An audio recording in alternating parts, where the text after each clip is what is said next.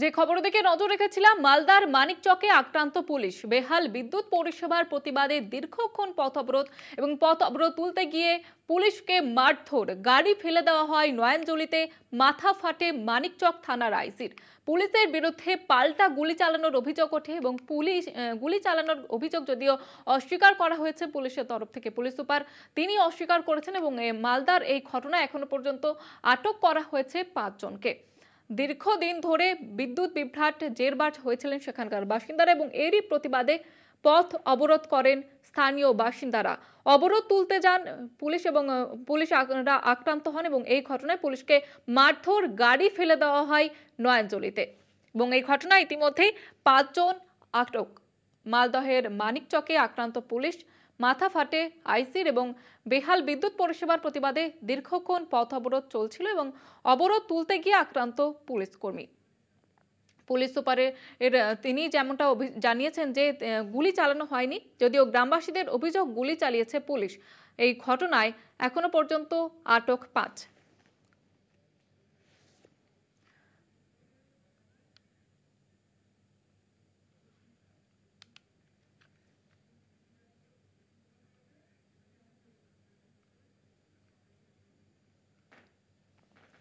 পুলিশকে মারধর এবং পুলিশের গাড়ি ফেলে দেওয়া হয় নয়াঞ্জলিতে, মাথা ফাটে মানিকচক থানার আইসি এবং এই ঘটনাকে কেন্দ্র করে কার্যত অগ্নিগর্ভ হয়ে ওঠে মালদার মানিকচক।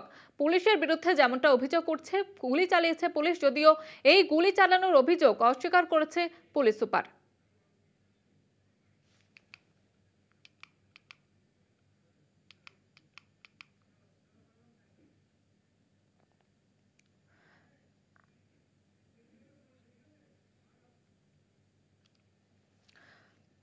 অগ্নিগর্ভ মালদার মানিকচকের ঘটনা নিয়ে বিদ্যুৎ মন্ত্রীর বিবৃতি জারি করা হয়েছে। অগ্নিগর্ভ মালদার মানিকচকের ঘটনা দুঃখজনক, এমনটাই তিনি বিবৃতি জারি করে বলেছেন। এ বিষয়ে আরো বিস্তারিতভাবে জানবো। টেলিফোন লাইনে রয়েছে আমাদের প্রতিনিধি দেবাশিস সেনগুপ্ত। দেবাশিস দা, কি জানানো হয়েছে বিবৃতিতে? বিবৃতিতে বিদ্যুৎ মন্ত্রী অরূপ বিশ্বাস তিনি যেটা জানিয়েছেন যে মালদার যে ঘটনা ঘটেছে, যে ঘটনাকে কেন্দ্র করে ইতিমধ্যেই এখানে উত্তেজনা হয়েছে এবং থানার যে আইসি, মানিকচক থানার যিনি আইসি, তিনি সব বেশ কয়েকজন আহত হয়েছে। গুলি সেখানে মারধর এবং পুলিশের পাল্টা গুলি চালানোর এই অভিযোগ। কিন্তু বিদ্যুৎ মন্ত্রী যেটা জানিয়েছেন, আজ মালদার মানিকচকের এনায়তপুরের যে ঘটনা, তা অত্যন্ত দুঃখজনক। এটি কোনো লোডশেডিং জনিত ঘটনা নয়। পশ্চিমবঙ্গের কোথাও কোনো লোডশেডিং হয় না। পশ্চিমবঙ্গে একমাত্র রাজ্য যেখানে বিদ্যুতের কোনো সমস্যা নেই, অন্যান্য রাজ্য যেখানে গড়ে প্রতিদিন 6 থেকে 8 ঘন্টা লোডশেডিং হয়, সেখানে পশ্চিমবাংলার কোথাও 1 মিনিটেরও বেশি লোডশেডিং হয় না। মালদার মানিকচক এলাকার এনায়তপুরে সমস্যা হচ্ছে, সেখানে উন্নত মানের বিদ্যুৎ পরিষেবা পৌঁছে দেওয়ার জন্য আর মাত্র 3টি টাওয়ার বসানোর কাজ বাকি রয়েছে। মালদা পাওয়ার গ্রিড থেকে মানিকচক পর্যন্ত 132 কেভি এইচটি লাইন করার জন্য 89টি টাওয়ার, এর মধ্যে 86 টাওয়ার এর কাজ সম্পূর্ণ হয়েছে। বাকি 3টি টাওয়ার বসানোর নিয়ে সমস্যা ছিল।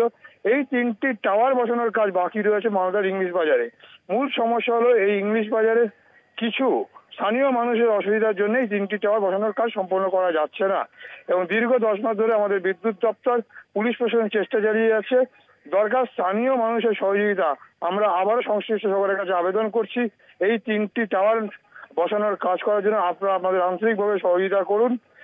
উক্ত অঞ্চলে সার্বিকভাবে উন্নত পরিষেবা প্রদানের জন্য আপনাদের আন্তরিক সহযোগিতা একান্তভাবে প্রয়োজন। আপনাদের সহযোগিতার মধ্যে দিয়ে আমরা এই 3টি টাওয়ার বসানোর কাজ সম্পন্ন করতে পারলে আগামী 15 দিনের মধ্যে অন্যান্য জায়গার মতো উক্ত অঞ্চলে উন্নত মানের বিদ্যুৎ পরিষেবা পৌঁছে দিতে সক্ষম হব।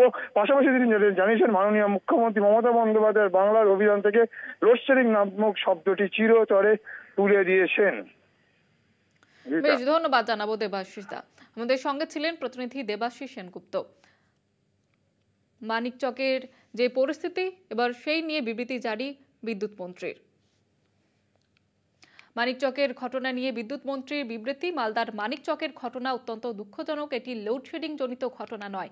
পশ্চিমবঙ্গের কোথাও লোডশেডিং হয় না। মানিকচকে 86টি টাওয়ার বসানোর কাজ সম্পূর্ণ, মাত্র 3টি টাওয়ার বসানোর কাজ বাকি রয়েছে। কয়েকজনের অসহযোগিতায় 3টি টাওয়ার বসানো যাচ্ছে না। 3টি টাওয়ার বসালে উন্নত মানের পরিষেবা দেওয়া সম্ভব হবে, বিবৃতি জারি করেছেন বিদ্যুৎ মন্ত্রী অরূপ বিশ্বাস।